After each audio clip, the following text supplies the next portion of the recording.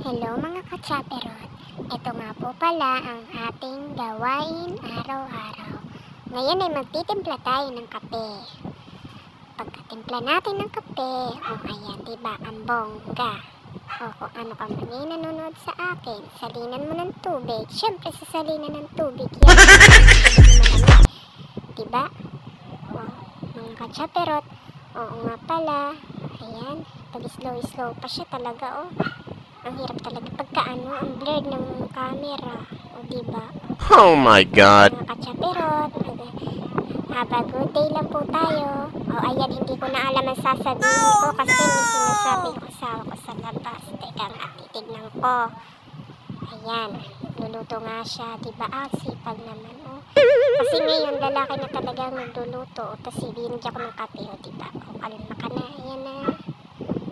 Diba? Sa daming langoy, mahilig talaga magluto yan. Thank you everyone!